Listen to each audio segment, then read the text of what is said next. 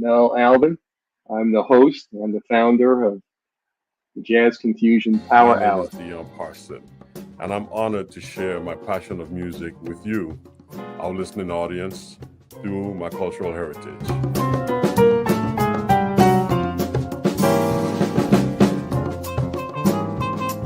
Things can change for you too. If you want to be brand new, that is absolutely possible.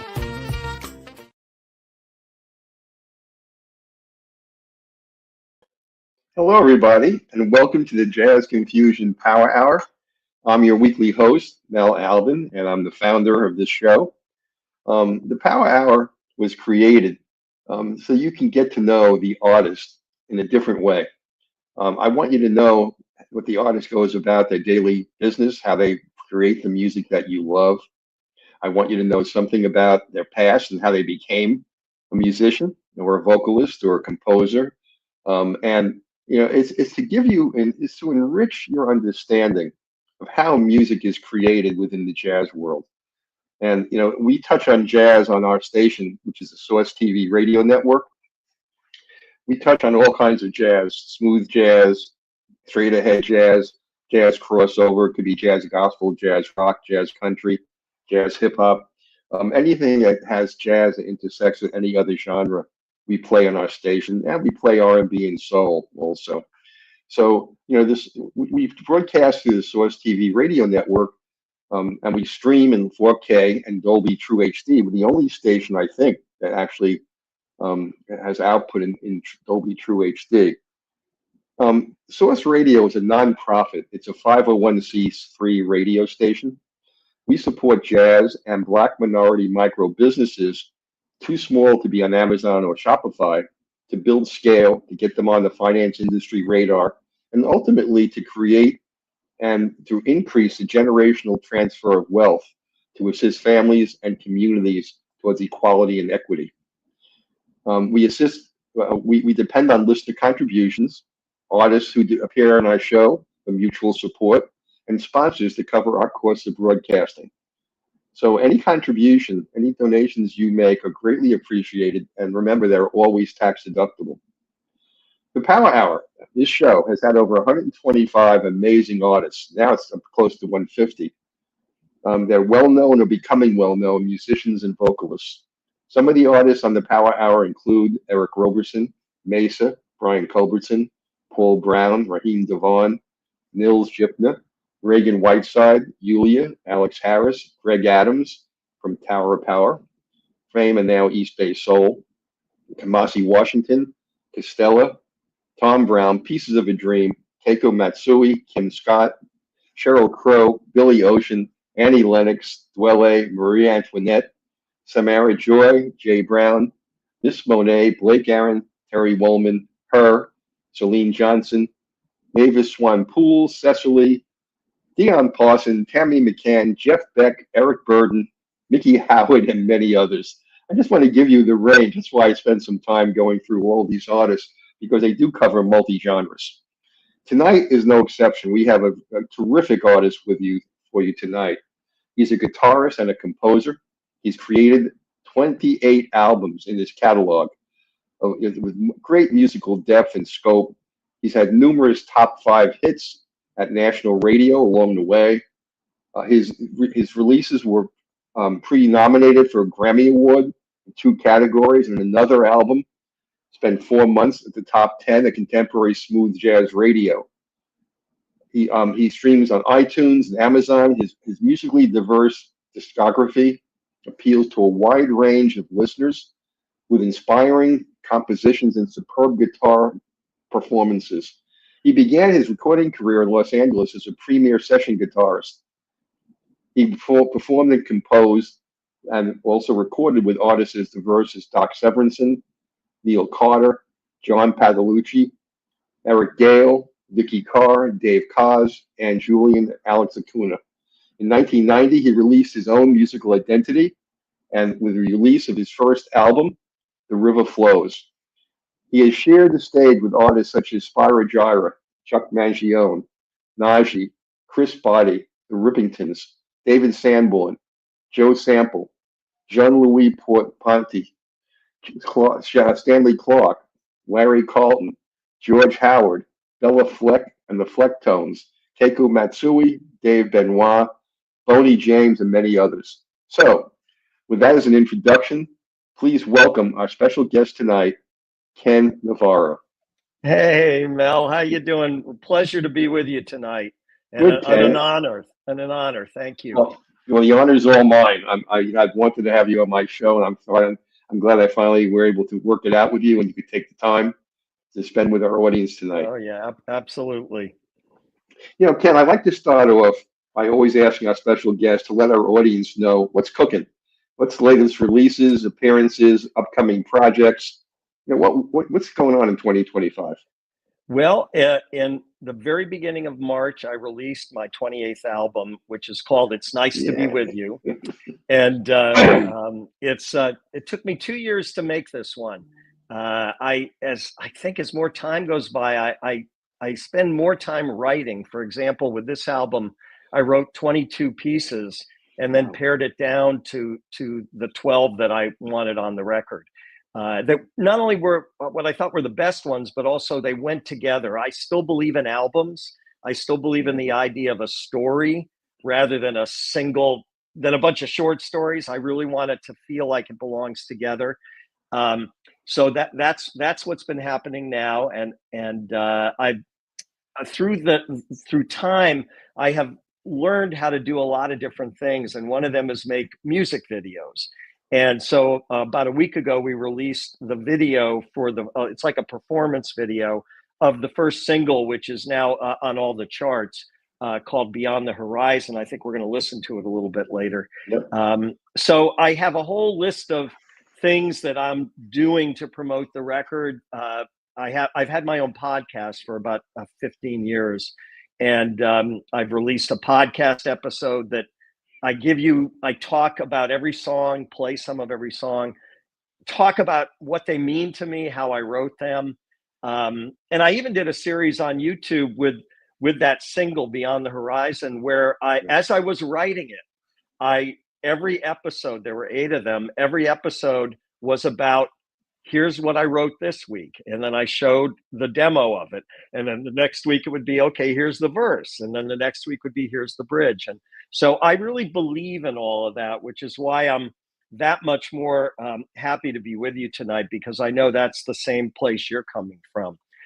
So these are all things that keep me busy. And then I have like most of us, I have a fairly complex life at this point, where I also live in my hometown of Bethesda, Maryland.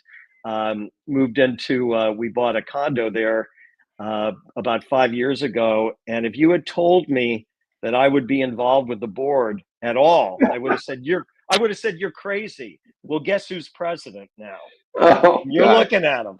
I'm out of my mind. I know. So that keeps me somewhat busy. But music is always my, priority. And I'm a new grandfather. So I'm very involved with my 1-year-old granddaughter, is Aurora. In fact, there's a song on the new album called Aurora that was written for her. Yeah, so that's the main thing I'm doing now, is the follow-up to the record. I started my own record company back in 1990, Positive Music Records. And so as the business has changed and technology has We're changed. talk about that a lot, yeah. I know, I've changed too, and I mean, I've had my hands inside the working parts for 35 years now, and some of the changes I don't like that much, but other changes I think are really good, having lived through the way it was in 1990 when we started the record label. Yeah, you mentioned being the president of your condo board. I bought one of the first condos ever created when they created the concept of a condo. Right. It was in Leo Beach, Long Island, and I was a member of the first board. And I decided then and there that's going to be my last time I'm a member of the condo board. Well, I'll share this much with you, because I know we don't want to talk about condos, but I had to basically reinvent the board before I'd even take the position. And we're very lucky. Most of these boards have lawyers and doctors, which is all well and good. But I got on the board retired plumbing contractors, retired builders. That's who you want on a board for a building. People who know something about that, because I sure don't. But I'm good, having been a band leader and run a record label for all these years. I'm pretty good at managing people and managing egos. And anybody who's dealt with high-level musicians understands that they don't exactly work for you, if you know what I mean. They're working for you because you're paying them, Yeah. What were you gonna say? My problem was tracking whose friends were being hired as contractors. Right. So far, we haven't had any problem like that. Yeah. But boy, Good luck with that. believe me. Okay. I saw it. Yeah. Yeah. Okay. I want to talk about right out of the gate. What's the origins of your musical journey? I know you were born in Lafayette, Indiana, and you moved to upstate New York, on Chautauqua, New York, and then you moved to Ithaca. Excuse me. Oh, bless you. And when you were 6 years old, your parents found an excellent. Oh my God, it's allergies. Then when you were 6 years old, your parents found an excellent piano teacher for you who taught you piano. And and then by you're 10, you picked up the guitar. So what I want to talk about, you moved to New York. That wasn't where you were primarily raised. You were primarily raised in Bethesda, if I'm not mistaken. So what impact did your family have, your early childhood have on your interest in becoming a musician? When did you make that decision? Yeah, it's funny because neither of my parents were musicians or played anything, but they must have had a respect for it. And I think, I can remember being 5 and 6 and my mother watching American Bandstand with me and saying the equivalent of like, that singer's pitchy, she was picky. She knew something, but they found this teacher, and I think it was just luck. But this teacher was very progressive for those times. This is 1959. And so she taught me not just piano, but ear training. I mean, who teaches a 6-year-old ear or try, at that level, of course. And also a little bit about theory. And so I can remember the first time I did a recital. I think not a recital, I was one of 7 kids who played a piece at an elementary school. And I remember just being really jazzed afterwards. And I, you only remember certain things from that early age. But I remember standing by the car, waiting to get driven home and going, I want to do that again, So that teacher was really important to me, because then later, when I discovered the guitar, I actually was able to teach myself an awful lot because I had an ear. About that. When you were 10, you had a transformative experience. You saw the Beatles on Ed Sullivan. Right. How did that change you? Well, my experience is like a lot of other musicians of our generation. All of a sudden the shape of the guitar was as attractive as the shape of a woman would be later in my life. I just had to have it, And I remember they were building houses in the not in our backyard, but like through a woods, and we could watch them work. And I went back there and I got a piece of wood and I got some nails. I think I was building a weapon more than a guitar, and then rubber bands. And I think my parents, who of course were saying, no guitar, none of this Beatles stuff, you're playing the piano. I think that was a beginning thing for them, realizing that I was really determined that I would do that. And then I remember they took me to see my piano teacher, and that they asked my piano teacher, could we buy him a Beatles record? And she said, by all means, get him a Beatles record, because she was into music, and she knew the importance of a young child was being, motivated, not to just play one type of music. So they were, throughout my career, they're both gone now, but they both lived into their 90s. Throughout my life, I got to give it to them because they didn't understand anything about the music business. And they were very supportive and proud. And, now being a parent of grown children, I can see how hard that might be if they wanted to pursue something. I didn't have any idea how you made a living at it. So anyway, that early piano teacher was really important. And then seeing the Beatles it just made me want to not only play the guitar, but that music somehow just was electrifying to me. And and then I would listen to transistor. You remember those transistor radios we all used to have? I would listen and I'd try to figure out the chords. And then I met another kid in school who knew more chords than me, and he would show me the chords he knew. And then we got together with a third guy, and he knew some chords neither of us knew. And it was like that. Did you play the guitar in public school at all, or?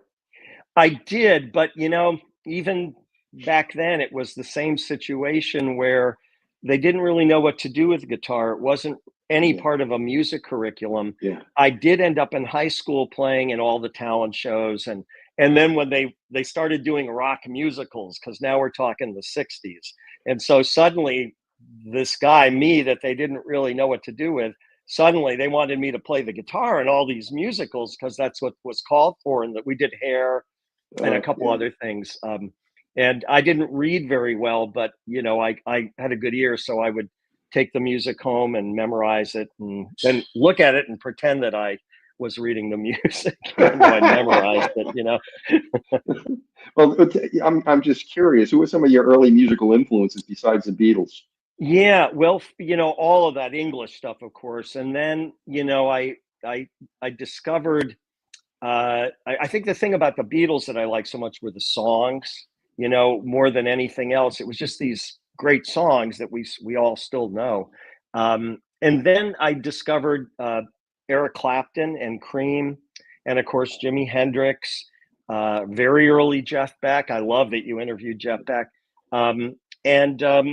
Gosh, I also, living in Washington D.C., I would listen to the R&B stations. So I was very into all the Motown stuff, Martha and the Vandellas, the Four Tops, the Supremes, Marvin Gaye, all that stuff. So this thing was brewing where I was loving all these great songs done in all styles, but then Eric Clapton and Jimi Hendrix and Jeff Beck were all pointing the way towards what the guitar could do if I was able to get good enough. I had no idea. I would listen to those records. Remember how you could slow a LP down to 16? Yes. Yes. I would slow them down to 16 and do my best to try to hear them down an octave, of course. In fact, you could play Strawberry Fields backwards. Right. I totally related to that, by the way. Very poor. Right. I remember being obsessed with that. Yeah, really. Well, I want to play some of your music so people can get a feel for what you do, because I love your music. So the first song I want to play is Smooth Sensation. So why don't you tell our listening audience about the backstory to that song? Yeah, now that was recorded in 1997. So that it is a song of mine that's gotten a lot of play and continues to be a featured song on a lot of Spotify and Apple Music playlists and all that. I recorded it, as I've done all my albums, in my own studio. I built a studio when we moved from Los Angeles back to the Washington, D.C. area. And I used a couple players. The rhythm section were these two brothers, Greg and Gary Granger, who have both played. Greg was with Whitney Houston for many years, and Gary has played with everybody, John Scofield, just amazing players. And it was the first time I recorded an album with both of them. And Mel, I can't tell you, it was just, they were both great separately, but together they played like brothers. They played like people who understood where the other was going, And so that was the rhythm section on Smooth Sensation. And then there was a pianist that I met in New York City, CD 101, which was a big smooth jazz station in New York City in the 90s. They used to have these huge outdoor concerts every Wednesday at noon between the two World Trade Centers. And so I was playing the first time doing that. I did it 3 times. The first time doing it, and the opening act was Marion Meadows, the great saxophonist. Oh, yeah. And he had this pianist in his band who I just was like, that's who I need. I need that guy. He grooved so hard. I really had never heard anything like that, especially from somebody pretty young. And his name was Jay Rowe. And I got him to start playing in my band. And Jay played all the keyboards on Smooth Sensation as well. And then finally, you don't hear him that much, but Smooth Sensation, the album, was the first one where I had Eric Marienthal, the world-class saxophonist, play on the album. And Eric plays in a couple places. I don't want to call him background, but he doubles some of the guitar parts in places. So it's not like he has a big solo like he does on some of the other songs. But that was the band, those 5 people. Well, let me tell you about the Granger brothers. Gary and I go a long way. Great. Gary was my first guest on the Power Hour. Oh my God, that's great. I'm gonna have to call him and let him know we did this. Yeah, just tell him, because I promote Gary and his brother, drummer and guitarist, so everywhere. They're not just great players; they're just such good people, as you know. I mean, they're special, and they're so easy to work with.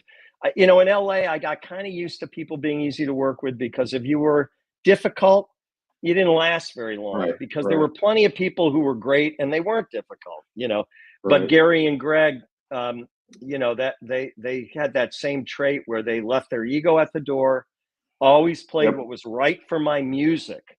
They never.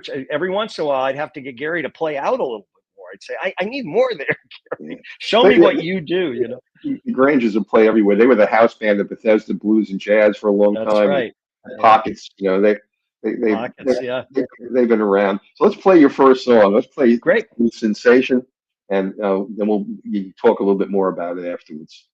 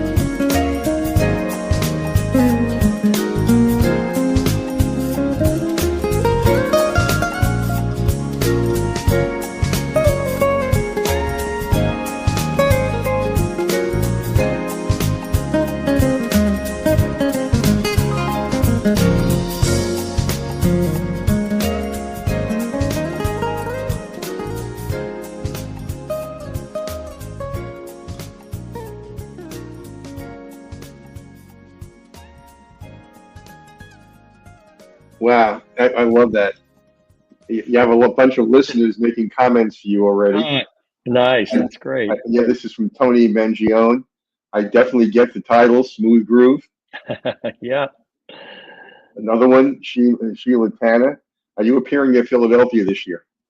I don't have any plans at this point. I have played Philadelphia many times, as it's not a very far city away from me. Okay.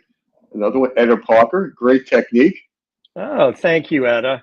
Yeah, you know, sometimes it's about what you don't play too, you know, and that song, as I listen all these years later, it's almost that's 28 years old, that song for me, you know, and I'm kind of marveling because when you're young, you tend to play a lot of notes, and I'm marveling a little bit how disciplined I was, you know, to let the technique show through without it being too much, you know.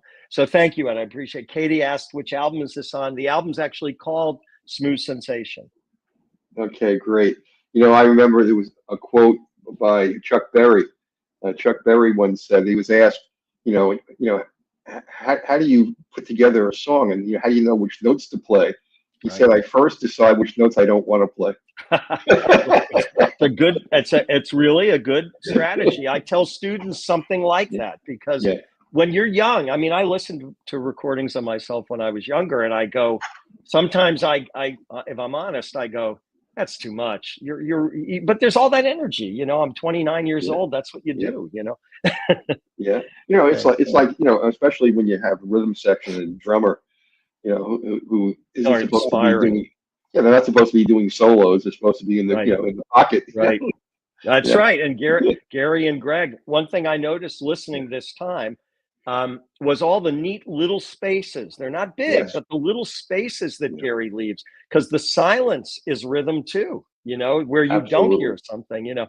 So that's something that working with other musicians, if you're listening and paying attention, you can learn a lot. By the way, just parenthetically, as an aside, another thing you and I have in common, my birthday is June 9th also. You're kidding. Wow. I never meet anybody with my birthday. Oh, that's great. There you are. Okay. Let's talk a little bit more about after you left public school and you went on to college and you discovered jazz. How did you tell me about that discovery? How did that happen? I got married fairly young. My wife and I got married when we were halfway through undergraduate college, and we both transferred to a college, University of Wisconsin in Madison. And I kind of went through a period where I didn't play the guitar for 6 or 7 months, which was unheard of for me at that point in my life. Now, I was only 20, so 6 months feels a lot longer then than it does now. But you know, and when I came back, I was like, I've already done all this rock and folk and R&B and country. I need something that's going to challenge me. And I don't really, to be honest, I don't really remember what it was that turned me around. I think it was probably some of the fusion stuff because it had one foot in the door of rock, you know. I think it was Chick Corea and Return to Forever, John McLaughlin, Mahavishnu Orchestra. These things I could relate to. And believe it or not, John Coltrane, who, even though he was hardly electric, there was something in I didn't know what he was doing, but I could feel the power and the energy and the soul of it. And those were kind of the things that transitioned me. And then I just began a journey going backwards. I would go into the University of Wisconsin's music listening library, and I worked my way all the way back until I got to Louis Armstrong, and sort of taught myself the history of jazz, found other players in Wisconsin who were like-minded. We were playing what might have been called smooth jazz at the time, but nobody called it that. There was a label called CTI that George Benson was on, and Hubert Laws and Herbie Hancock. And they were kind of an early version, I guess, of what we now call smooth jazz. So I was listening to them. George Benson became a huge influence. And so that was what turned me that corner to me starting. It was that wanting to challenge myself with the guitar and at the same time find a type of music that I really had never done before. and I was finding more and more interesting, particularly the improvisational quality. Well, it's interesting, how you found jazz, given the fact that your early interest in a lot of the guitarists you mentioned were really associated with rock. But but it's not far. It's not a big stretch to go from rock to jazz. Eric Clapton sat in with the two brothers Marsalis, Wynton Marsalis, and his Oh, jazz. really? Yes, he sat Yeah. in 2 years ago or 3 years ago at Lincoln Center, and he I didn't know admitted that. that he's been a closet jazz aficionado his whole life. Right. Yeah, I think most musicians, I mean, they have to respect what goes into being able to play jazz, and so in a way that surprises me, of course, but in a way it really doesn't, Yeah, because it's back there for everybody, I think. sure. Now, you moved to LA around 1982, I think. Exactly. Thank you Yeah. for knowing that.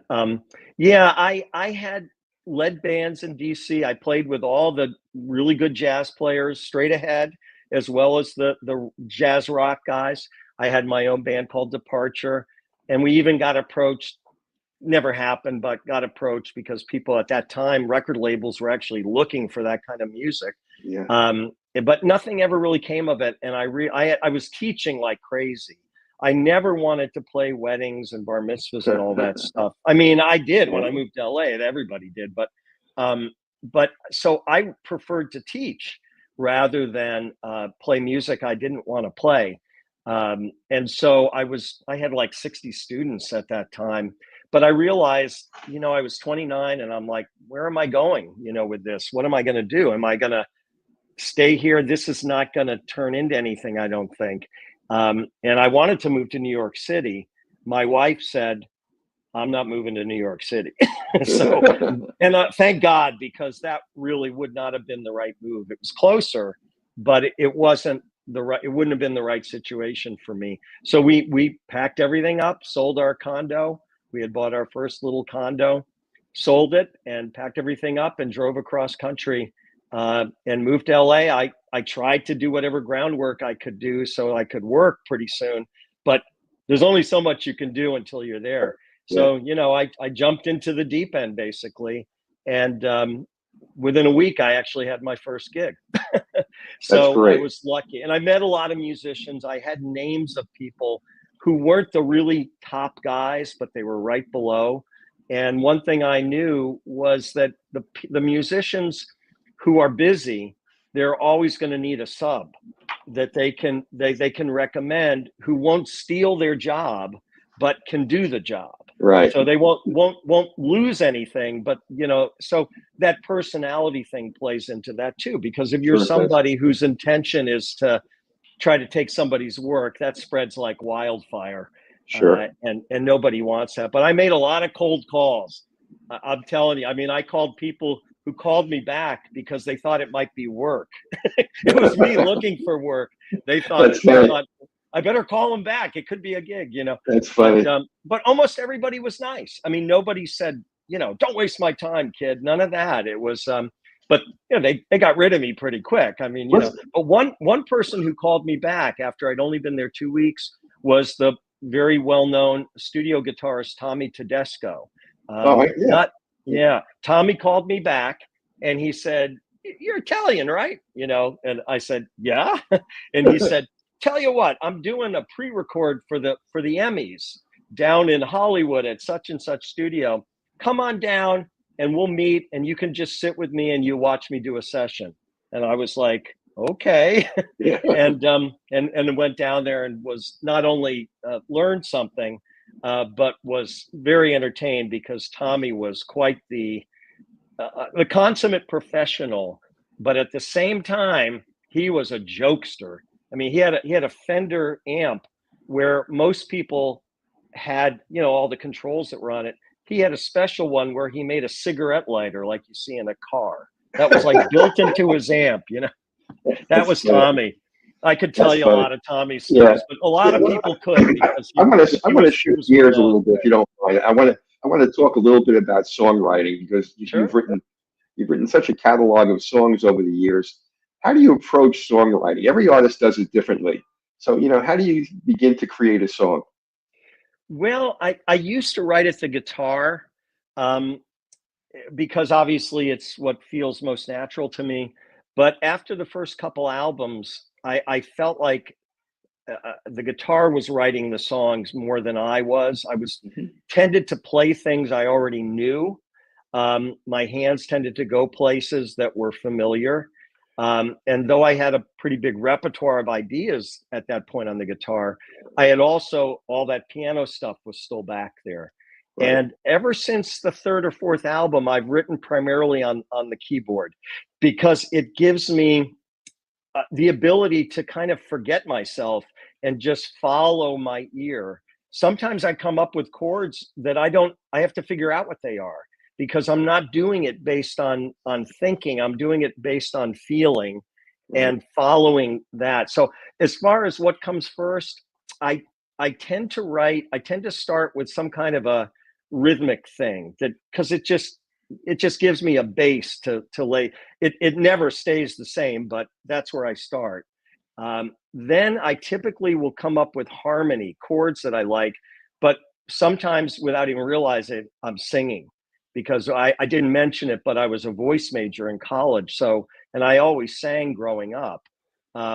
So I find I'm singing, and that's another must, I feel, and I try to pass this on to students as well. If you can't sing it, you have no business playing it. It means if you can't sing it, it means you don't really hear it. And so I follow that that path as much as I can, and I'm sure you've heard from all the different interviews you've done. People have many different ways of doing this, and Sure. they don't always do it the same, and I don't either. But if I had to compress it down, that's what I would say. Yeah. I've talked about this occasionally on the show. I knew Paul Simon when he was just before he went to the UK, and he was working with Art, and they were getting their act together.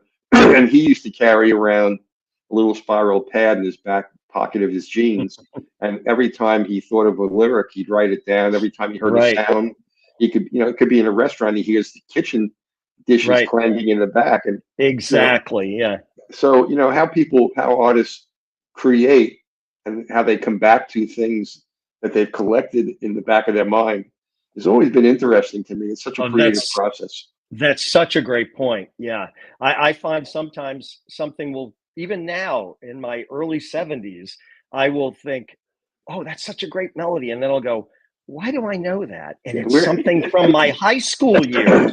Some little melody, So no, it's always been, that's a really good point. And I think that, Paul Simon's interesting because as a guitar player, and he's such a strong, harmonic, melodic guitar player, his guitar parts are like keyboard parts, really. So it's interesting to hear that's how he approached it. It makes total sense. Yeah, I said to him once, I don't think you ever met a melody you didn't like. So yeah. Let's play another one of your songs so people can get into the music, because time is really running.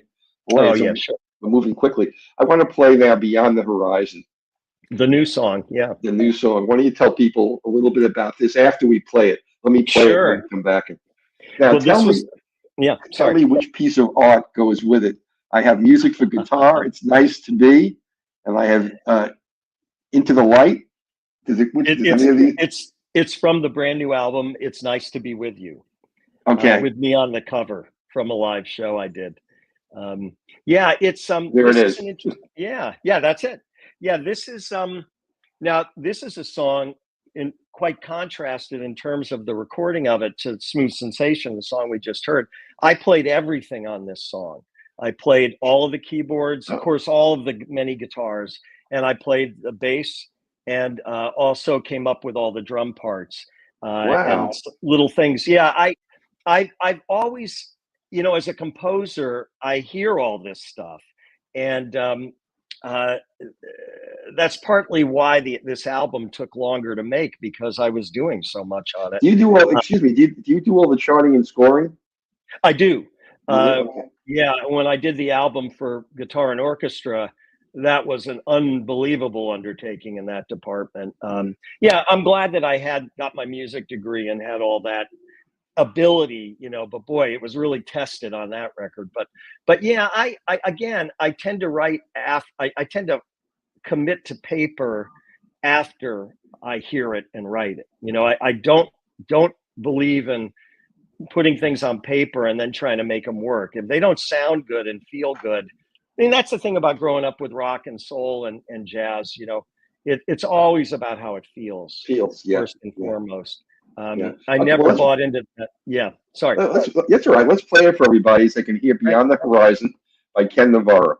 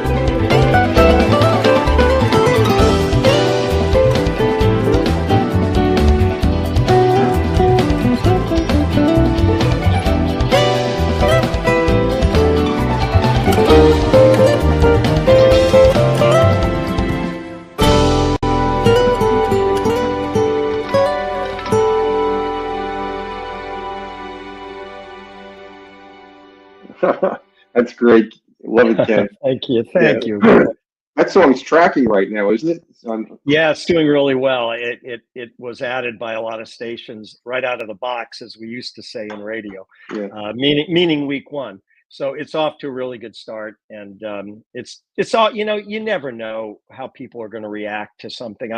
You think after this many years I would, but I really don't. I just do what I think is really good. If I don't love it, I always make the comparison to a comedian. If a comedian is telling a joke they don't think is hilarious, why do they think anybody else is going to think it's funny? Exactly. So if it doesn't make the hair on the back of my neck stand up, then it doesn't ever see the light of day. And Well, this here, was a song, you have felt some that way. comments. Terry Blake, your guitar is singing. Thank you, Terry. That's what I'm always trying to do. Lou Redmond, some great smooth runs here. Thank you, Lou. Anthony Scaramucci, which guitarist style would you say you were the closest to? Thank you for that question, Tony. Wow. I don't know. I've certainly listened to other nylon string guitar players when it comes to a song like Beyond the Horizon. I certainly love Earl Klugh, but I don't think that Earl Klugh would say that sounds like him. People compare me to Peter White all the time, but I think we're quite different. But I don't know. I feel I hear more George Benson in that. That's funny. I was going to say George Benson. Yeah. Yeah. I mean, there's no question that I still love what he did and still does. And, again, Mel, you were talking before about how these things are, they come back, they're sitting in the back of your head. I think George Benson lives somewhere in my head because it's just, I spent so many hours listening to him, and not always trying to copy him really, because I just felt like there's only one George Benson, but, sure. But yeah, I think that would be the closest thing I could say. I think it is too. Yeah. I'm curious. You've done 28 albums now with your newest release. Mm-hmm. From all of them, of course, it shows great musical depth and scope. But what stands out to you among all of those songs and LPs that you can say was career defining for you, and why? That's a great question. Makes me have to think.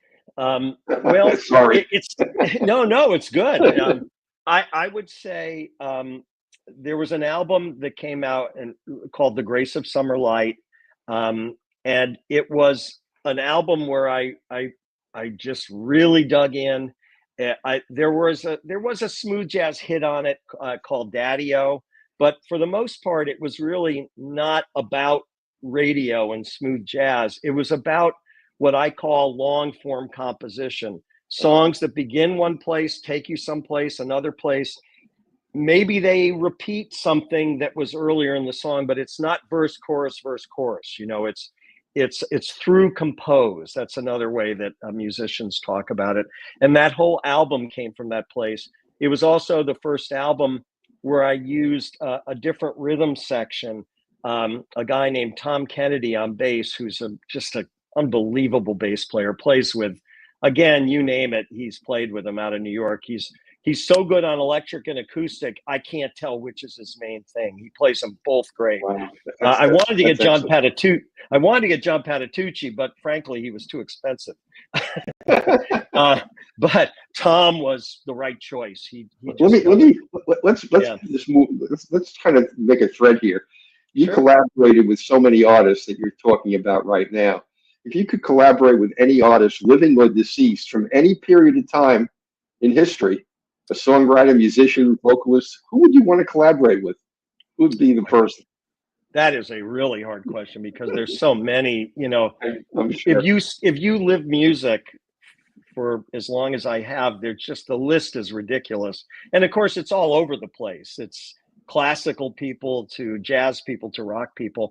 I guess if I had to pick one person, living or dead, I think I would say I wish I could have played with Chick Corea, because I think he was a phenomenal, beyond just great. I mean, there's lots of great people.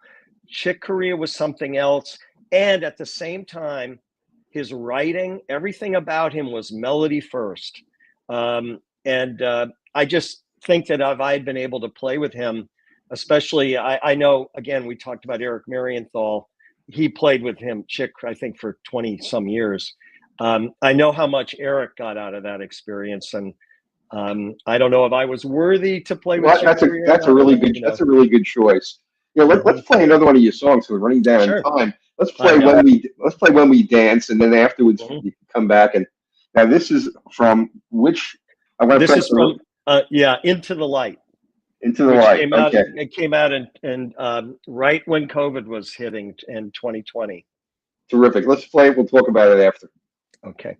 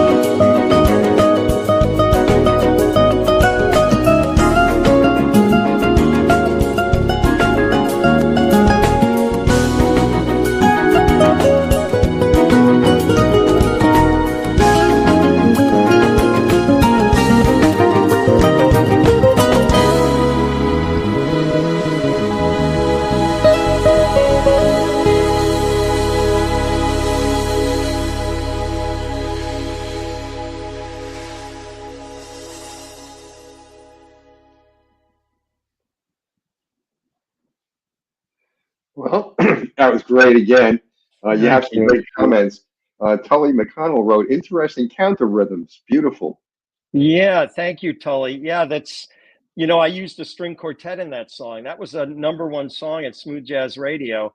And I would say there's never been another smooth jazz song that had a string quartet as part of it, especially as a big part of it. So yeah, I used the string quartet as this sort of for the counter rhythms for the most part. Yeah, and somebody Fisher asked if I arranged this too.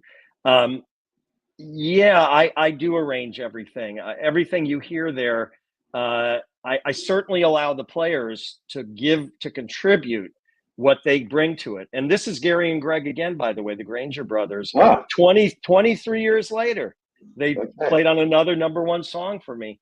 I mean, but they know going in. I make these very evolved demos, so they know going in what I'm looking for, and then they make it three-dimensional, and they think of things that I wouldn't think of. I mean, Gary is a world-class bass player. He's going to hear stuff that in fact, sometimes I have to tell Gary, don't play my part so close. I want Gary Granger on this. You're the great Gary Granger. But anyway, yeah. So I appreciate these nice comments. Well, we have so many more questions I want to cover with you. We're gonna have to have you come back again because I want to play the last song. Yeah, I want to play the last song of the evening, because we're really just about out of time now. So I'm going to play "The Grace of Summer Light." That's from Music for Guitar? Is that where it's from? Yeah, this is the Music for Guitar and Orchestra.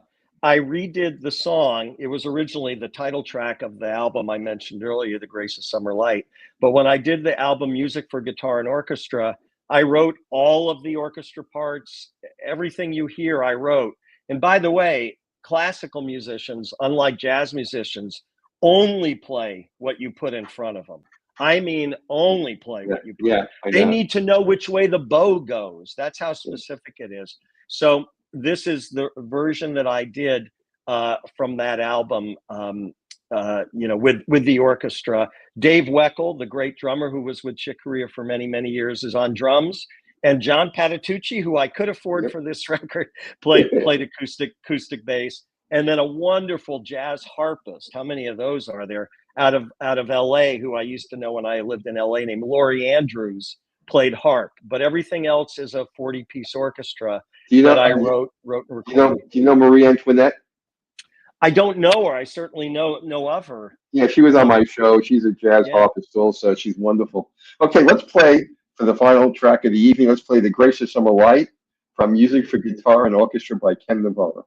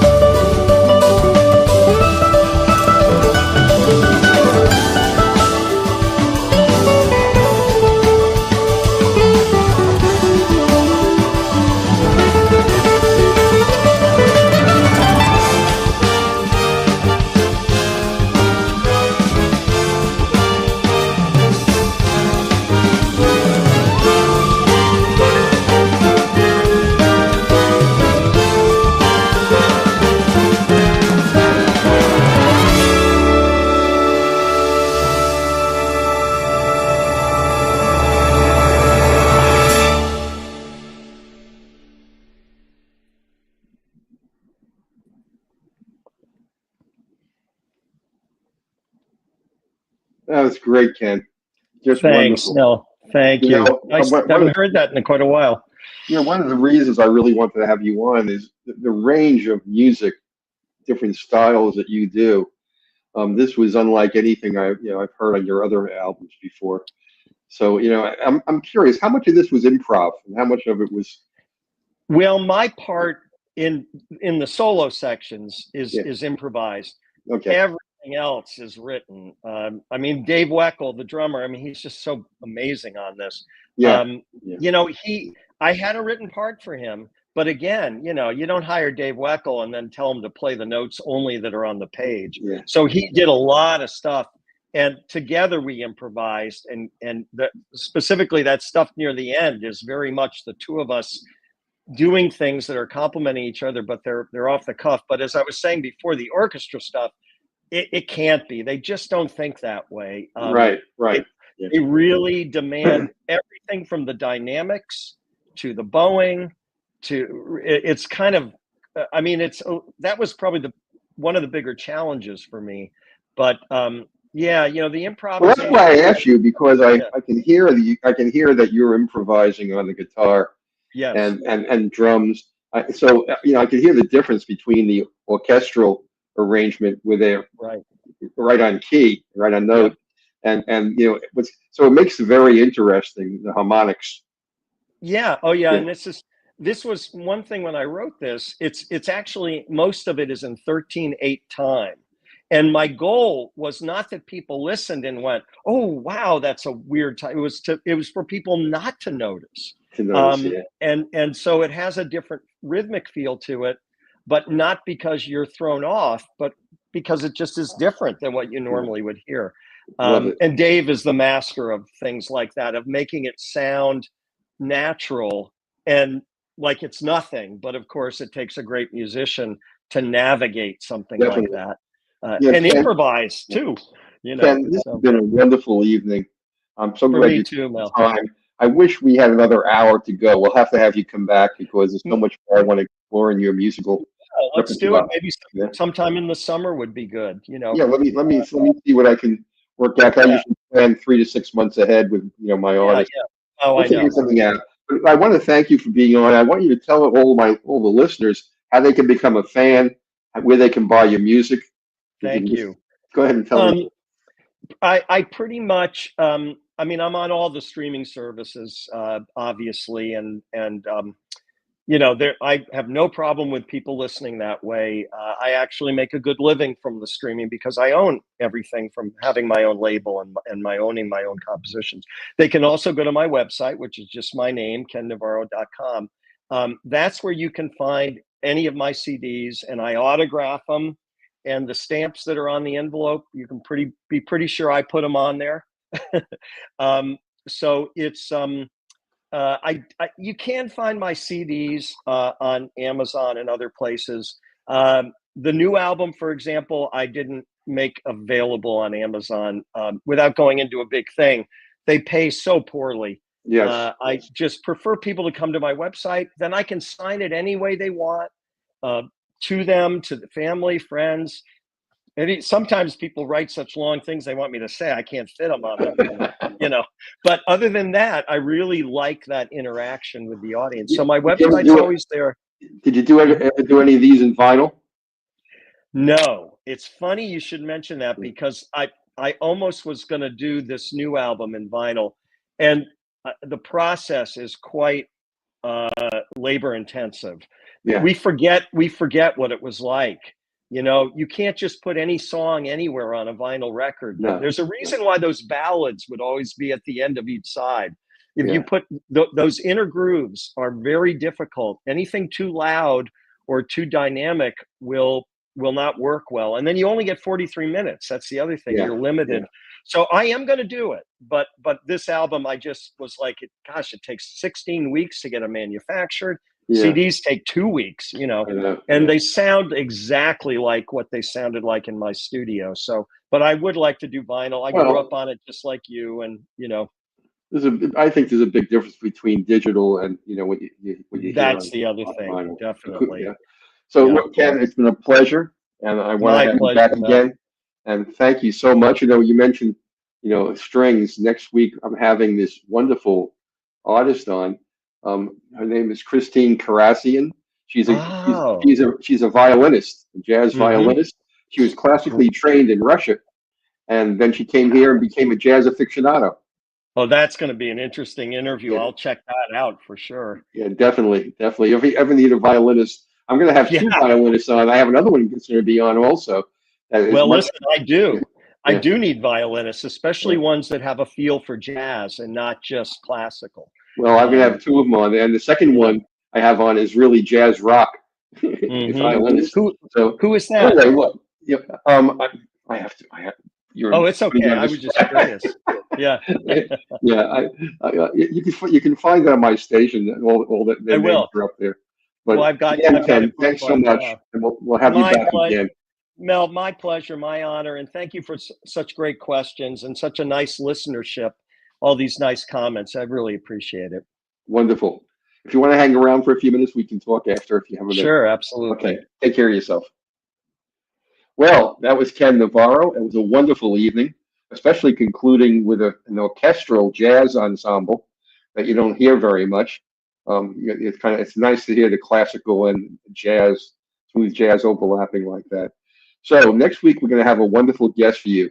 Her name is Christine Karatsian, and she is a classically trained violinist from Russia who moved here, and now she plays jazz and she teaches and she performs. So tune in next week, and again, I think you're really going to enjoy our special guest for next week. So everybody have a wonderful week.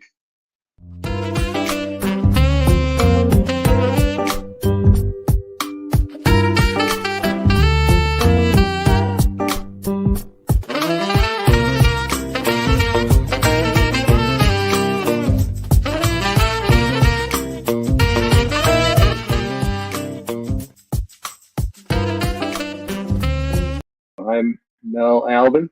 I'm the host and the founder of the Jazz Confusion Power My name Hour. is Dion Parson, and I'm honored to share my passion of music with you, our listening audience, through my cultural heritage.